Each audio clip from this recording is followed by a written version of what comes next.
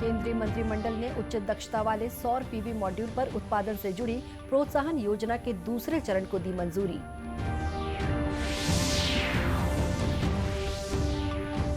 मुख्यमंत्री ने गोधन न्याय योजना के तहत हितग्राहियों को 7 करोड़ रुपए से अधिक की राशि ऑनलाइन जारी की।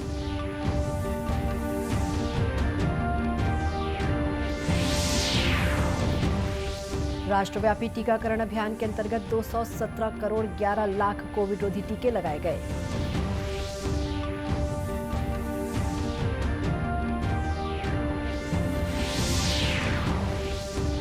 और राजनांदगांव जिले की सीमा से लगे महाराष्ट्र में गढ़चिरौली पुलिस के समक्ष महिला सहित 2 इनामी माओवादियों ने किया आत्मसमर्पण।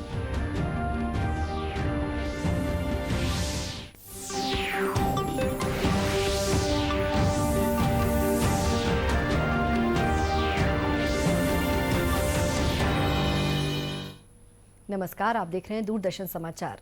मैं हूं शुभ्रा भट्टाचार्य। अब समाचार विस्तार से। केंद्रीय मंत्रिमंडल ने उच्च दक्षता वाले सौर पीवी मॉड्यूल पर उत्पादन से जुड़ी प्रोत्साहन योजना के दूसरे चरण की मंजूरी दे दी है। उच्च दक्षता वाले सौर पीवी मॉड्यूल में गीगावाट पैमाने की विनिर्माण क्षमता प्राप्त करने के लिए ये स्वीकृति दी गई है। इस कार्यक्रम का उद्देश्य देश में उच्च दक्षता वाले सौर पीवी मॉड्यूल के विनिर्माण के लिए पारिस्थितिकी तंत्र तैयार करना है। इस फैसले से नवीकरणीय ऊर्जा क्षेत्र में आयात पर निर्भरता कम होगी। इससे आत्मनिर्भर भारत अभियान को मजबूती और रोजगार सृजन में सहायता मिलेगी। सूचना और प्रसारण मंत्री अनुराग ठाकुर ने बताया कि गीगावाट पैमाने की विनिर्माण क्षमता हासिल करने के लिए 19,500 करोड़ रुपए खर्च किए जाएंगे। इसका उद्देश्य उच्च दक्षता वाले सौर पीवी मॉड्यूल के विनिर्माण के लिए पारिस्थितिकी तंत्र तैयार करना है। 4 करोड़ रुपए का डायरेक्ट इन्वेस्टमेंट आने की उम्मीद है, जिससे प्रतिवर्ष 65 गीगावाट सोलर पावर के लिए fully integrated, partially integrated PV modules के उत्पादन की क्षमता का सृजन किया जाएगा और लगभग 2 लाख लोगों को डायरेक्ट जॉब्स और लगभग 8 लाख लोगों को अप्रत्यक्ष तौर पर जॉब्स मिल सकेंगी, जो कि एंसिलरी या बाकी एक्टिविटीज़ या पैकेजिंग लॉजिस्टिक्स के माध्यम से होंगी। श्री ठाकुर ने बताया कि केंद्रीय मंत्रिमंडल ने सेमीकंडक्टर और डिस्प्ले विनिर्माण पारिस्थितिकी के विकास के कार्यक्रम में संशोधन को भी मंजूरी दी। वहीं मंत्रिमंडल ने राष्ट्रीय लॉजिस्टिक नीति को भी स्वीकृति दे दी है। इस नीति को प्रधानमंत्री नरेंद्र मोदी ने हाल ही में लॉजिस्टिक लागत को कम करने और देश में माल की निर्बाध ढुलाई सुनिश्चित करने के लिए जारी की थी। इस नीति का देश के लॉजिस्टिक प्रदर्शन सूचकांक रैंकिंग में सुधार करने और वर्ष 2030 तक भारत को शीर्ष 25 देशों में शामिल करने का लक्ष्य है। मुख्यमंत्री भूपेश बघेल ने गोधन न्याय योजना के तहत पशुपालक ग्रामीणों, महिला समूहों और गौठान समितियों को 7 करोड़ 4 लाख रुपए की राशि ऑनलाइन जारी की। इनमें 1 से 15 सितंबर तक गौठानों में क्रय किए गए गोबर के एवज में 4 करोड़ 6 लाख रुपए भुगतान, गौठान समितियों को 1 करोड़ 77 लाख रुपए और महिला समूहों को 1 करोड़ 21 लाख रुपए की लाभांश राशि शामिल है। गोधन न्याय योजना के तहत प्रदेश में अब तक हितग्राहियों को 335 करोड़ रुपए से अधिक की राशि का भुगतान किया जा चुका है। इस मौके पर वर्चुअल कार्यक्रम को संबोधित करते हुए मुख्यमंत्री ने कहा कि गोधन न्याय योजना से किसानों की जेब में पैसा आया है और उनका आत्मविश्वास बढ़ा है। पहले किसान खेती से विमुख होकर मजदूरी या अन्य काम करने लगते थे, लेकिन अब किसानों के साथ युवा भी खेती की तरफ बढ़ रहे हैं। प्रदेश में लोगों को यातायात नियमों के प्रति जागरूक करने के उद्देश्य से विभिन्न कार्यक्रमों का आयोजन किया जा रहा है। इसी कड़ी में बिलासपुर जिले में भी यातायात जागरूकता सप्ताह मनाया जा रहा है। इसके तहत पुलिस परेड मैदान के यातायात जागरूकता मंच पर सड़क दुर्घटना में घायलों की मदद करने वाले 34 गुड सैमेरिटन को प्रशस्ति पत्र और स्मृति चिन्ह प्रदान कर सम्मानित किया गया। इस मौके पर 33 सड़क सुरक्षा समिति के सदस्यों का भी सम्मान किया गया। समारोह में सम्मानित होने वाले युवक दीपक बंजारे ने कहा कि सड़क दुर्घटनाओं में घायलों की मदद करने वालों को समारोह में सम्मानित किया गया है। उन्होंने कहा कि पुलिस लोगों की मदद के लिए है और हमें पुलिस का सहयोग करना चाहिए। हुआ है और हम लोग 25 से 26 लोगों के समथिंग एक्सीडेंटल मामलों में हॉस्पिटलाइज सपोर्ट किए हैं। मस्तूरी विधानसभा पचपेड़ी परिक्षेत्र से ग्राम पंचायत हरदी सरपंच। मैं यही जागरूकता देना चाहूँगा, पुलिस प्रशासन हमारे सहयोग के लिए है, हमारी सपोर्ट के लिए है। जब तक हम पुलिस प्रशासन की हम सपोर्ट नहीं करेंगे तब तक पुलिस प्रशासन खुलकर हमें मदद नहीं कर पाएगी। तो मैं सभी गणमान्य नागरिकों से अनुरोध करना चाहूँगा कि पुलिस प्रशासन का भरपूर सहयोग करें। वरिष्ठ पुलिस अधीक्षक पारुल माथुर ने बताया कि सुप्रीम कोर्ट के निर्देशों के अनुसार सड़क दुर्घटनाओं में घायल लोगों की मदद करने वालों से किसी भी प्रकार की पूछताछ नहीं की जाती है, बल्कि उनसे पुलिस सहयोग लेती है। एक्सीडेंट्स की जो सिचुएशन है उसमें जो सुप्रीम कोर्ट के निर्देश हैं, जिसमें कि अगर कोई घायल व्यक्ति को एक्सीडेंट के बाद हॉस्पिटल तक पहुंचाते हैं तो उनको किसी प्रकार से उनसे कोई पूछताछ या अन्य किसी प्रक्रिया में उनको हैरेस नहीं किया जाएगा और पुलिस केवल उनका सहयोग लेती है और उनको इस तरह के आयोजनों में सम्मानित करती है। उल्लेखनीय है कि यातायात जागरूकता सप्ताह के अंतर्गत जिला ऑटो संघ, स्वास्थ्य विभाग और पुलिस विभाग द्वारा रेलवे स्टेशन में ऑटो चालकों का स्वास्थ्य परीक्षण शिविर के साथ ही शहर के चौक चौराहों पर यातायात जागरूकता आपकी सुरक्षा कार्यक्रम का आयोजन किया गया। मनेंद्रगढ़, चिरमिरी, भरतपुर जिले में स्थित मोरगा जलाशय में लीकेज की सूचना के बाद किसी भी दुर्घटना की आशंका के मद्देनजर जलाशय के आसपास के गांवों को सतर्क कर दिया गया है।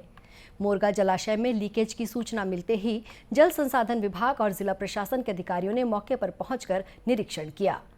जल संसाधन विभाग के कार्यपालन अभियंता A.K. टोप्पो ने बताया कि 40 वर्ष पुराने मोरगा जलाशय की पाइप बैरल में जॉइंट खुल जाने के कारण पानी अंदर जा रहा है। इसके कारण लीकेज की समस्या बनी है। इस समस्या को दूर करने के लिए विभाग द्वारा प्रयास किया जा रहा है।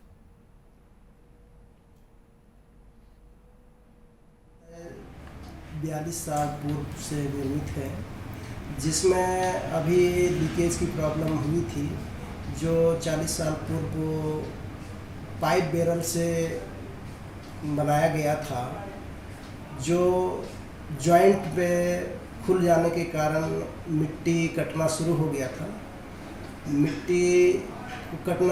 था। उसको हम लोगों ने, हमारी टीम ने पूरी जो है ना मशक्क़त करने के बाद में उसको कंट्रोल कर दिया है।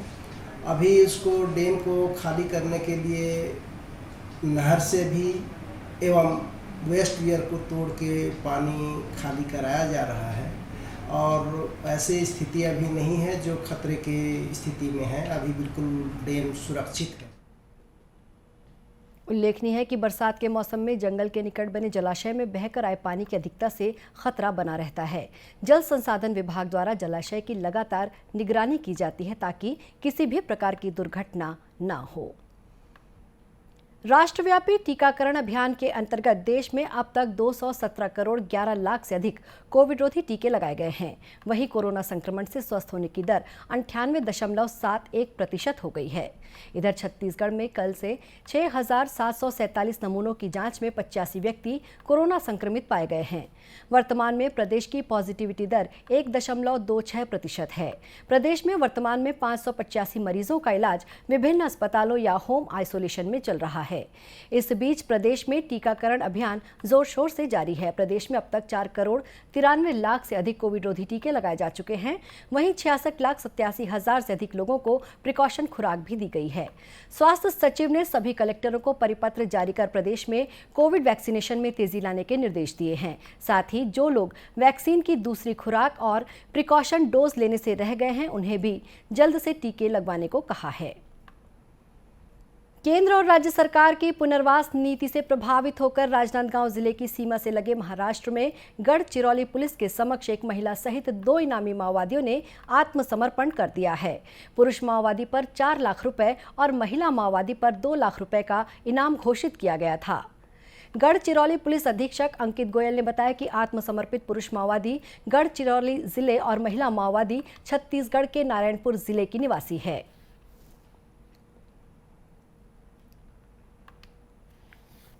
सामने 2 माओवादियों ने आत्मसमर्पण किया है।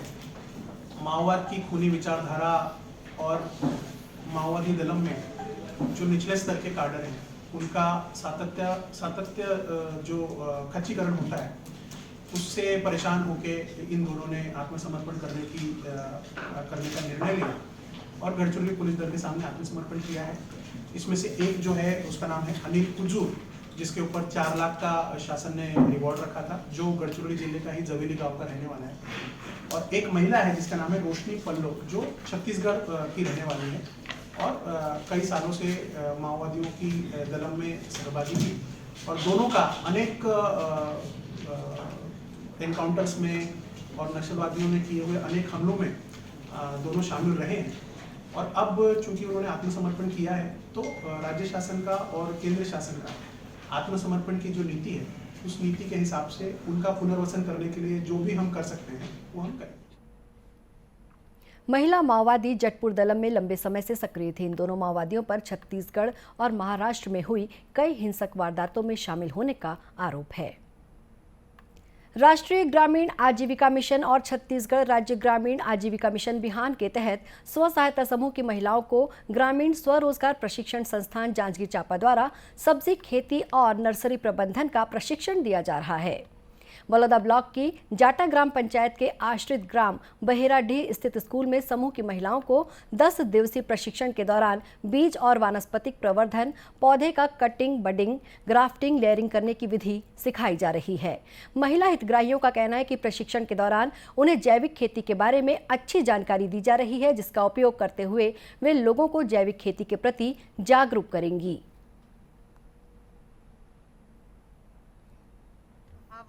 यहाँ दीनदयाल यहाँ किसान स्कूल में ट्रेनिंग लेते हैं सब्जी खेती नर्सरी प्रबंधक के। और यहाँ हम लोग पूरा जैविक खेती के बारे में सिखाया जाते। हम लोग रसायन के कुछ चेंज नहीं करते हैं। ये बहुत अच्छा काम हमारे सब समूह और हमारे सब पढ़े लिखे लड़की बहन मन सब हम सीखा था। मैं यहाँ ट्रेनिंग के लिए सब्जी खेती नर्सरी प्रबंधन के लिए आई हूँ। मैं पढ़ाई करने के बाद किसान स्कूल में ऐसे कुछ सब्जियां हैं जिसके बारे में हम गांव-गांव बताएंगे, उसके लिए आए हैं। और यहाँ हमें सब्जी खेती से जो लाभ होता है उसे हम गांव-गांव घर-घर जाकर बताएंगे। प्रशिक्षक दीनदयाल यादव ने बताया कि बिहान की महिलाओं को सब्जी, फल, फूल की उन्नत खेती के लिए जैविक खाद, दवाई और देशी बीजों का महत्व के साथ ही कीट प्रबंधन की जानकारी दी जा रही है। आरसीटी जांजगीर के द्वारा ग्राम बहराडी में सब्जी खेती और नर्सरी प्रबंधन का 10 दिवसीय प्रशिक्षण यहाँ पर जारी है। यहाँ पर हम बिहान के जो स्व सहायता समूह की जो महिलाएं हैं, जो किसान परिवार से जुड़ी हुई महिलाएं हैं, उनको हम सब्जी खेती के बारे में, नर्सरी उगाने के तरीके में और बीज प्रवर्धन, वानस्पतिक प्रवर्धन, पौधों की कटिंग, बडिंग, ग्राफ्टिंग, लेयरिंग, इन सभी चीज़ों के बारे में हम बता रहे हैं। इसके अलावा भूमि उपचार, बीज उपचार, पौध का जड़ उपचार, इन सब के बारे में भी बताने के अलावा जैविक कृषि और आज रासायनिक के अंधाधुंध उपयोग से होने वाले प्रकृति और मानव स्वास्थ्य को खतरा के बारे में भी हम यहाँ पर जानकारी दे रहे हैं। उल्लेखनीय है कि प्रशिक्षण के आखिरी दिन सभी महिलाओं का जांजगीर आरसीटी में असेसमेंट किया जाएगा। छत्तीसगढ़ की सुप्रसिद्ध लोक गायिका लता खापर्डे का निधन हो गया है। मुख्यमंत्री भूपेश बघेल ने सुश्री खापर्डे के निधन पर गहरा दुख व्यक्त करते हुए उनकी आत्मा की शांति के लिए ईश्वर से प्रार्थना की है। मुख्यमंत्री ने अपने शोक संदेश में कहा है कि लता जी ने छत्तीसगढ़ी बोली और लोक संगीत के उत्थान के लिए जो किया है उसे कभी भुलाया नहीं जा सकेगा। अब कुछ खबरें जिलों से।